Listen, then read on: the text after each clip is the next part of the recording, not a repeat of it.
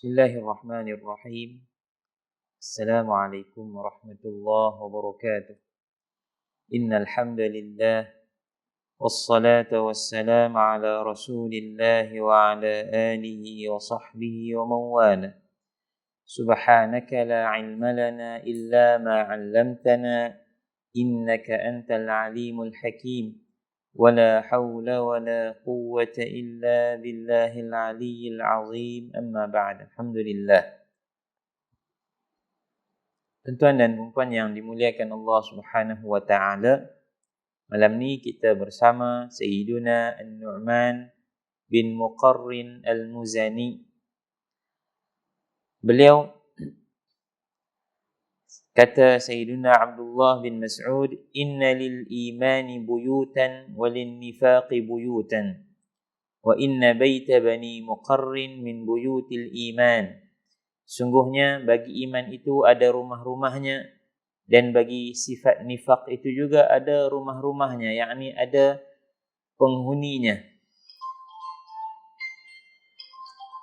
Sesungguhnya rumah Bani Muqarrin adalah rumah-rumah yang dihinggap oleh iman.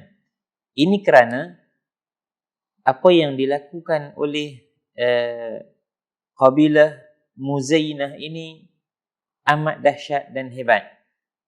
Kisahnya seperti berikut insya-Allah. Adalah kabilah Muzainah menetap berdekatan dengan Yathrib,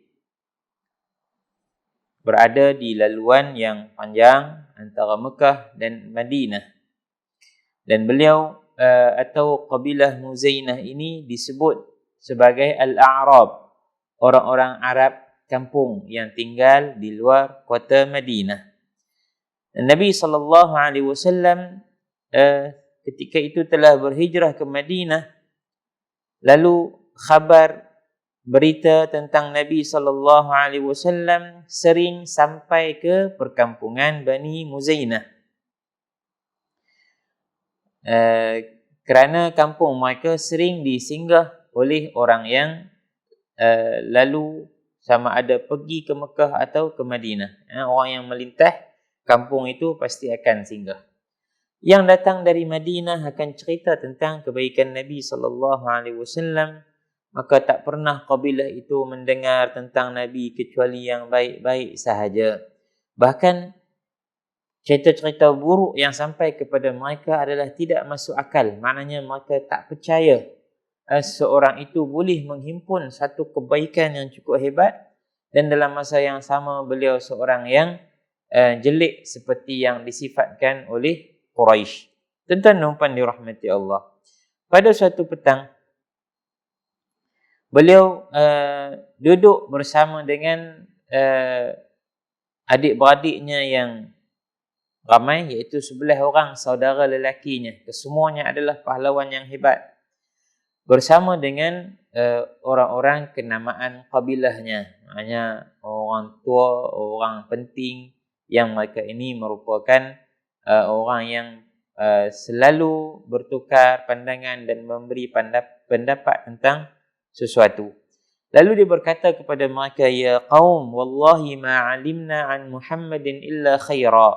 Wahai kaumku, sesungguhnya kita tak pernah tahu tentang Muhammad ini kecuali yang baik sahaja.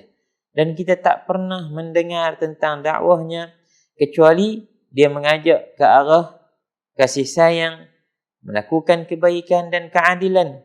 Maka kenapa kita berlengah-lengah daripada beriman dengannya, sedangkan orang lain bersegera memeluk Islam dan berbai'ah dengannya?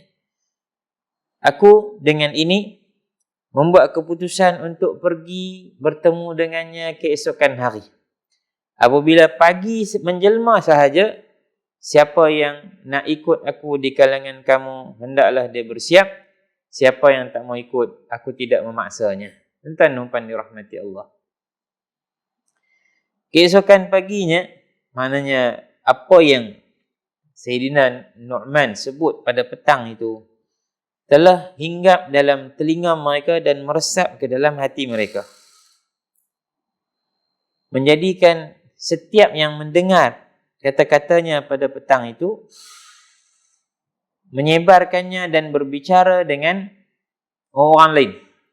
Sehingga keesokan harinya di waktu pagi dia dapati saudaranya yang 11 orang, termasuk dia 10 orang, termasuk dia sebelah, dan 400 orang pahlawan penunggang kuda daripada kabilah Muzainah telah bersiap sedia untuk bertolak ke Yathrib atau Madinah, bertemu dengan Nabi SAW dan memeluk Islam. Tuan-tuan numpan dirahmati Allah, mereka bukan seperti sebahagian yang lain yang pergi untuk meninjau-ninjau dan bertanya dulu apakah Islam. Mereka keluar dengan azam untuk terus berbai'ah dan memeluk Islam. Dan menjadi kebiasaan bagi An-Nu'man ini, kalau dia nak melawat suatu tempat atau pergi bertemu dengan orang-orang besar, pemimpin suatu kaum dan kabilah, beliau akan membawa hadiah.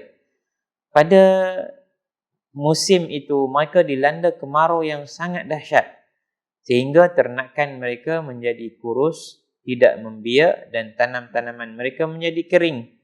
Lalu dia berasa malu kalau pergi bertemu Nabi SAW dengan tangan yang kosong. Masya Allah. Ini orang yang nak jaga hubungan. Maknanya jumpa orang bawa buah tangan. Orang yang dia nak jumpa tu tak syaratkan apapun. Di mana Nabi SAW tidaklah menuntut apa-apa bayaran untuk seorang memeluk Islam. Namun begitulah halnya keadaan orang-orang yang memang baik ini. Maka apa yang dia buat? Dia tawaf satu kampung, dia tanya, siapa ada anak-anak kambing ke, kalau hampa nak bagi, aku nak bawa pergi. Dihadiahkan kepada Nabi SAW. Akhirnya terhimpunlah beberapa ekor kambing. Lalu dibawa bersamanya, bertemu Nabi SAW. Kesemua mereka berbai'ah dan memeluk Islam, dan mereka memberi kepada Nabi SAW hadiah beberapa ekor kambing yang mereka bawa. Bergegar Madinah dengan berita Islamnya kabilah Muzainah. Mereka tak pernah mendengar lagi adik-beradik yang ramai, 11 orang, lelaki semua, orang yang kuat, yang hebat, memeluk Islam secara serentak, boleh berpandangan dengan pandangan yang sama. Masya Allah. Kalau kita lihat di Mekah, ada daripada satu keluarga, adik peluk Islam, abang tidak.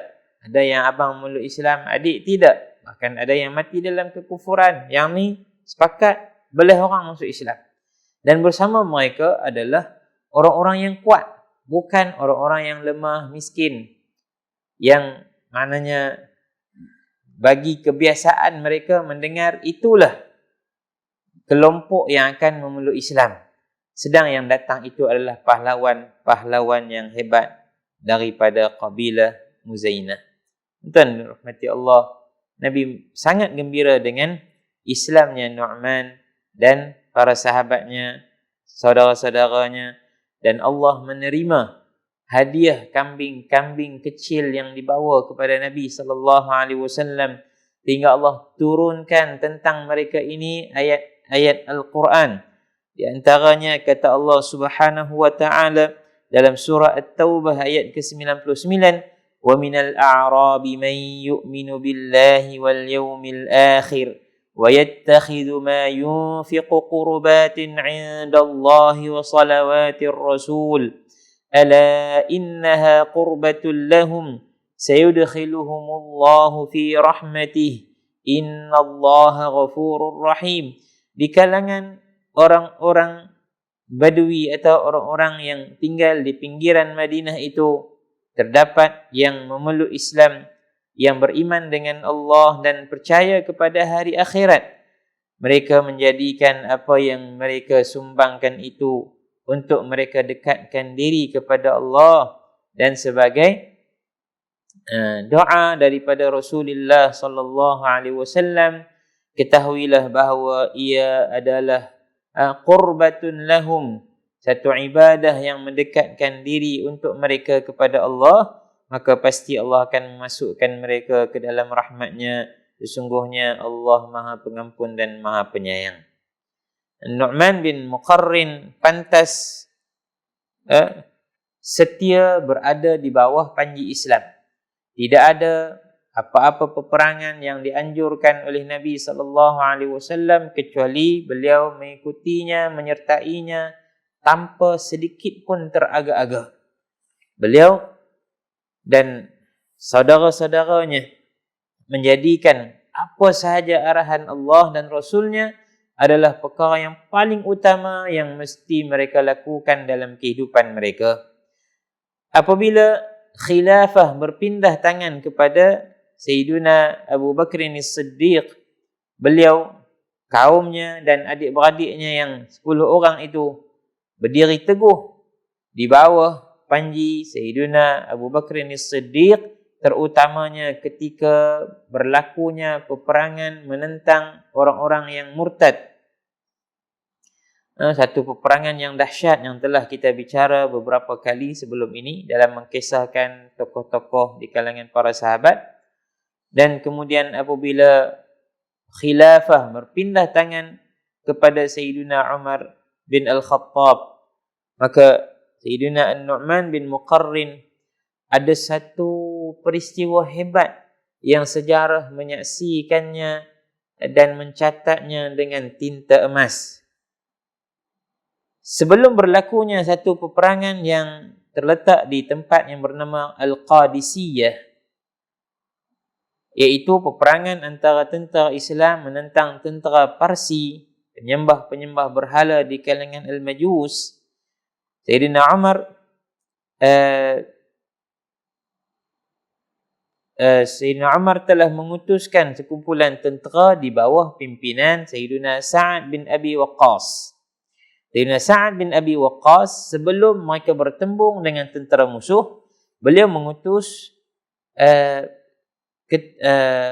beberapa orang di kalangan tenteranya di bawah pimpinan An-Nu'man bin Muqarrin bertemu dengan Kisra yang bernama Yazdajir, disebut juga Yazdajur. Kisra ni raja, bahkan disembah oleh orang-orang yang menganut agama Majus, raja Parsi. Bila mereka sampai ke ibu kota Kisra yang terletak di Al-Madain, ketika itu di Iraq, diizinkan oleh Raja Kisra untuk masuk menghadap di dalam istana. Lalu dia panggil penterjemahnya untuk mendengar apa kehendak orang-orang Arab ini. Katanya kepada penterjemahnya, "Salhum," tanya saat mereka ni, "Malladhi ja'a bikum ila diyarina wa aghrakum bighazwina?" Apa yang menyebabkan kamu datang ke tempat kami dan teringin, maknanya seronok sangat nak perang dengan kami ni, pasal apa? Hampa ni tara mana sangat kemah. Macam tu lah. Kisra ni kerana kerajaan dia besar, kekuatan tentera dia juga besar, bilangan tentera dia ramai, dan juga kekayaan dia bertimbun hasil daripada cukai yang begitu melampau dikenakan ke atas rakyatnya. Mungkin sahaja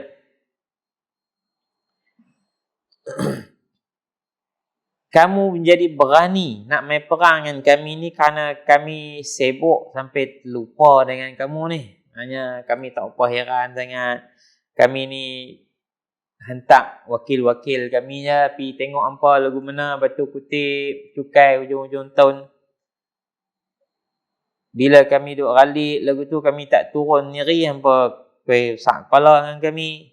Ada masalah apa sebenarnya? Lalu An-Nu'man bin Muqarrin kalih kepada para sahabat yang lain. Dia kata, "Boleh tak kalau aku yang jawab kata-katanya?" Kata mereka, "Takallam." Ya, silakan, bercakaplah. Dia pun cakap dengan Kisra. Dia kata beginilah, setelah dia memuji Allah dan selawat ke atas Rasulnya sallallahu alaihi wasallam, katanya, "Sesungguhnya Allah telah merahmati kami dengan mengutuskan kepada kami seorang Rasul yang tugasnya menunjukkan kepada kami segala kebaikan menyuruh kami untuk melakukan kebaikan itu dan menerangkan kepada kami tentang kejahatan dan mencegah kami daripada melakukannya. Dia juga telah berjanji kepada kami jika kami menyahut seruannya, menerima dakwahnya, bahawa Allah akan mengurniakan kepada kami kebaikan dunia dan akhirat sekaligus. Maka tak lama pun setelah kami beriman dengannya, percaya kepada Allah, Allah telah jadikan kesempitan kami sebagai keluasan, kehinaan kami sebagai kemuliaan, dan permusuhan sesama kami sebagai kasih sayang. Dia telah menyuruh kami untuk mengajak orang lain pula ke arah kebaikan yang ada dalam Islam, dan kami yang kena mulakan apa yang ada dalam Islam, seterusnya kami mengajak pula jiran-jiran kami. Lalu kami hari ini datang adalah untuk mengajak kamu untuk masuk ke dalam agama kami. Ini adalah agama yang mengatakan sesuatu yang elok itu elok dan menggalakkan kami melakukannya, dan menyatakan bahawa yang keji itu adalah keji dan melarang kami daripada mendekatinya. Ini Islam, tuan-tuan dan dirahmati Allah. Berbanding jahiliyah, agama Nasraniyah yang terpesong dan juga Majusiyah, ia melihat yang baik itu adalah pada pandangan matanya dan nafsunya. Sembah api. Siapa kata baik? Kecuali orang yang ada kepentingan sahaja. Membunuh dan menindas orang lain. Siapa kata baik? Kecuali orang yang ada kepentingan sahaja. Maknanya ada perkara buruk hari ini yang dianggap baik oleh orang lain.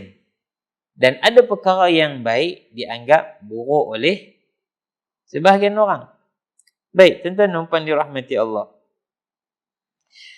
Maka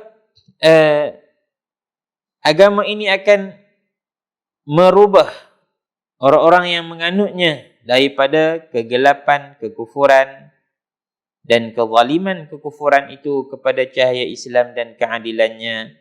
Jika kamu setuju menyahut dakwah kami untuk memeluk Islam, kami akan tinggalkan untuk kamu kitab Allah dan sunnah Rasulnya. Kami akan ajarkan kamu sehingga kamu mampu berhukum dengannya. Kemudian kami akan pulang dan membiarkan kamu terus dengan apa yang kamu hidup hari ini. Maknanya kami mai bukan nak rampas kuasa, nak jadi raja, nak lucutkan jawatan kamu, tidak. Bukan ambil duit kamu, tidak. Tapi kami datang untuk mengajar Islam. Jika kamu terima, berjaya laksanakan Islam, kami akan pulang ke tempat kami. Tapi jika kamu enggan untuk masuk ke dalam agama Allah ini, kami akan mengambil sedikit jizyah daripada kamu. Ia adalah sebagai hak untuk kami menjaga keselamatan kamu. Ia lebih ringan dan lebih mudah berbanding dengan cukai yang berat yang kamu kenakan. Dan jika kamu enggan untuk membayar jizyah, maka ketika itu kami terpaksa berperang dengan kamu. Maksud jizyah ni ialah memberi keamanan untuk bertoleransi dengan Islam. Setuju untuk duduk di bawah pemerintahan Islam dan membiarkan Islam berdakwah, mengajak orang lain kepada Islam. Tapi kalau Islam tak mau masuk, jizyah tak mau bayar, maknanya dia enggan membiarkan Islam disebarkan di tempat itu, maka natijahnya adalah peperangan. Dengar saja kami nak perang, dia terus marah, merah mukanya. Lalu dia kata, aku tak pernah tahu ada orang atas muka bumi ni yang lebih hina dari kamu, lebih sedikit bilangan daripada kamu, lebih berpecah belah, bergaduh sesama sendiri, dan sangat teruk ekonomi kamu, maknanya miskin. Tiba-tiba nak main perang aku. Tak apa, sebelum ni aku serahkan urusan hampa kepada orang lain untuk fikir. Hari ini aku akan fikirkan sendiri urusan ini. Kemudian dia tenang saat. Dia kata beginilah. Jika apa yang menyebabkan kamu datang untuk berperang ini ialah hajat dan keperluan kamu untuk makanan, kami akan penuhkan Madinah dengan makanan. Maksudnya kalau hampa tak ada gandum, Aku nak pergi tabuk gandum penuh di Madinah tu. Sampai Madinah tu membukit gandum dia. Tu. Dia banyak, memang banyak gedung mereka. Dan kami akan pakaikan kepada pemimpin kamu pakaian yang hebat. Ada unsur kemegahan, kemewahan. Lalu kami akan lantik ke atas kamu raja daripada kami yang sangat berlemah lembut dengan kamu. Kata para sahabat, kami tidak perlu kerana agama kami adalah lebih baik daripada agama kamu. Terus dia jadi marah lagi. Dia kata, kalaulah bukan kerana di sisi undang-undang utusan boleh dibunuh, aku bunuh hampa dah. Pergi, keluarlah kamu daripada istanaku dan beritahu ketua kamu bahawa aku akan hantar kepada kamu panglima perangku yang bernama Rustum. Dia akan kebumikan panglima perang kamu di tempat dia berpijak dan kami akan jadikan Khadisiyah sebagai kubur yang sangat panjang untuk kamu. Khandaqan, parit yang panjang untuk kami kebumikan kamu. Maknanya, hampa tunggu, tentera aku akan pergi bunuh hampa habis. Tuan-tuan dirahmati Allah. Mereka pun pulang, bawa berita tersebut kepada Sayyidina Sa'ad bin Abi Waqqas. Maka dalam Sayyidina Sa'ad bin Abi Waqqas pun bersiap. Lalu berlakulah peperangan Al-Qadisiyah. Peperangan itu pantas berlaku sehingga tentera Islam berjaya menewaskan tentera musuh. Dan mayat yang bergelimpangan begitu banyak itu adalah hasil daripada jatuhan tentera musuh di kalangan tentera Kisra. Tuan-tuan dirahmati Allah.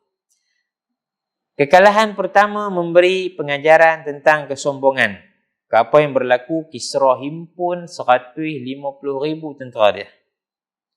Dan mereka memasang perangkap. Ketika sampai berita Kisra tak berdiam diri, dia nak selesaikan kumpulan jihad para sahabat ini, maka Sayyidina Umar radhiyallahu taala anhu hantar satu utusan. Dia kata, tolong lantik seseorang yang hebat di kalangan kamu. Bukan dia buang Sayyidina Sa'ad bin Abi Waqqas tak. Sayyidina Sa'ad bin Abi Waqqas tetap panglima perang yang pertama. Cuma kena ada di bawah dia lagi panglima perang yang lain pula. Lalu mereka pun berbincang. Kata mereka, tidak ada lagi orang yang lebih layak untuk menjadi panglima perang kecuali An-Nu'man bin Muqarrin Al-Muzani. Sayyidina Umar kata, huwa laha, ya, dia memang layak. Lantik dia dan beritahu kepadanya, janganlah terlalu memaksa tentera sehingga kamu binasakan mereka. Jangan push, buat perancangan yang baik untuk tewaskan musuh. Tuan-tuan dirahmati Allah. Mereka pun bertolak sampai di satu tempat yang bernama Nahawan. Nahawan ini juga di Iraq, tempat berkumpulnya tentera Parsi. Apabila mereka semakin menghampiri kem tentera Kisra, tiba-tiba kuda mereka berdiam, tak mau marah. Penunggang kuda ni duk ketuk, duk jolok perut, duk tepuk-tepuk nak bagi jalan. Kuda tak mau berjalan. Dia pun turun daripada belakang kuda.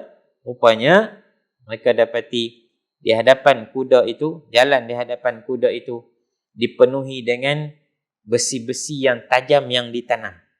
Maksudnya jika kuda tu marah terus akan terpijak besi tu, jatuh besi-besi tajam, paku kita panggil, paku-paku yang besar, ditanam oleh tentera Kisra untuk menyekat kemarahan tentera Islam. Lalu mereka berundur sebentar, berkemah sambil memikirkan apa yang patut dibuat. Sebahagian di kalangan para sahabat memberi pandangan bahawa beginilah, kita nyalakan unggun api yang besar, kemudian sehingga musuh nampak tak jauh dah dengan musuh. Musuh dari jauh kelihatan dengan cahaya yang terang itu. Kita bersiap-siap seolah-olah nak pulang dan tak mau lagi marah untuk berperang. Kita buat macam takutlah, buat bertengkar, kata tak usah perang lah, kita balik lah, apa semua. Kita buat. Sehingga bila mereka menyangka keesokan harinya kita akan pulang, mereka akan segera bersihkan jalan daripada perangkap untuk mengejar kita daripada belakang. Ketika itu, kita serang mereka. Benarlah. Apa yang mereka rancang itu jadi. Berbakar unggun api, tentera musuh nampak daripada jauh, daripada parti, mereka ni mereka tak mau perang dah, dah bersiap nak balik dah. Esok pagi mereka ni bertolak sungguh, tapi bersembunyi di belakang bukit. Datang tentera Parsi, bersihkan jalan itu daripada jerat dan perangkap yang mereka pasang. Ketika itu tentera Islam berpatah semula, perang dan perang, sehingga mereka berjaya mengalahkan 150,000 tentera musuh. Dan ketika itu jatuhlah sebahagian besar daripada pemerintahan yang ada di bawah Kisra. Dan telah kita cerita pada pertemuan yang lalu bagaimana akhirnya kota yang merupakan permata Kisra yang terletak di Tustar akhirnya jatuh di tangan tentera Islam di bawah pimpinan Sayyiduna Abu Musa Al-Ash'ari. Tuan-tuan dirahmati Allah, namun harganya besar. Harganya adalah diri An-Nu'man bin Muqarrin Al-Muzani. Dalam peperangan itu, beliau mengalami luka yang sangat parah sehingga tak mampu untuk memegang panji Islam. Datang saudaranya memegang panji tentera dan selimutnya dengan burdah, dengan selimut, dan menyembunyikan khabar bahawa An-Nu'man dalam keadaan nazak. Dan dia terus berperang seolah-olah dialah An-Nu'man, hingga akhirnya apabila tentera Islam menang, mereka mencari-cari di mana panglima perang kita An-Nu'man bin Muqarrin Al-Muzani. Kata saudaranya, ha huwa, inilah dia, sedang terbujur kaku dalam selimut, syahid. Apa yang dituntutnya daripada Allah telah dimakbulkan oleh Allah Subhanahu wa ta'ala. Tuan-tuan dirahmati Allah, inilah orang yang Allah beri kepadanya kekuatan mengislamkan satu kabilah dia. Kita baca awal tadi, kira-kira apa yang kita tekad nak buat daripada kebaikan, jangan teragak-agak. Mungkin kalau dia memikirkan kali pertama, kedua, ketiga, setelah dia buat keputusan yang pertama dia nak masuk Islam, tapi dia fikir lagi adik-beradik dia pecah pula, 10 orang dengan dia sebelah, nak bagi sama pandangan ni payah. Sagi hak lain pula. Dan kabilah dia ada pahlawan-pahlawan yang ramai. Jadi kalaulah tak sekepala agama berlainan, ini boleh membawa kepada pertelagahan yang besar. Mungkin peperangan dalaman boleh berlaku di perkampungan mereka. Namun itulah tekad. Di mana kata Allah, فَإِذَا عَزَمْتَ فَتَوَكَّلْ عَلَى اللَّهِ. Jika kamu berazam, maka serahkanlah keazaman kamu itu kepada Allah. Buatlah. Jangan toleh ke belakang lagi. Inilah di antara yang patut kita ikut. Apa sahaja yang kita azam daripada kebaikan, jangan teragak-agak. Kadang-kadang kita bimbang untuk merencana suatu ibadah yang besar. Ada orang tak berani lagi nak fikir pasal pergi haji. Kita nak kena tunggu tengoklah umur 50 ke 60 ke baru boleh ikut. Rancanglah awal-awal 30, 35 rancang siap-siap. InsyaAllah Allah mudahkan. Ada orang bimbang nak kahwin contohnya. Dia berhajat kepada kahwin. Tengok, tak apa ada duit lagi lah. Ni. Akhirnya kebaikan itu tak akan dipermudahkan. Bagaimana kita nak mempermudahkan satu kebaikan yang kita nak? Berazam, rancang dengan baik, berserah kepada Allah, tekad dengan elok. InsyaAllah Allah Subhanahu wa ta'ala akan memudahkan urusan kita insyaAllah. Wallahu a'lam. Tuan-tuan dirahmati Allah, jika Allah panjangkan umur kita lagi, insya-Allah kita akan bersama dengan salah seorang di kalangan tokoh sahabat Nabi yang sangat hebat, mempertaruhkan seluruh hartanya, menggadaikan seluruh hartanya, adalah hanya kerana untuk pergi duduk bersama dengan Nabi sallallahu alaihi wasallam. Beliau ialah Sayyiduna Suhaib Ar-Rumi, seorang saudagar kaya yang menjual dunianya kerana Allah Subhanahu wa taala. Wallahu a'lam. Sallallahu ala sayyidina Muhammad wa ala alihi wa sahbihi wasallam. Walhamdulillahi rabbil alamin. Assalamualaikum warahmatullahi wabarakatuh.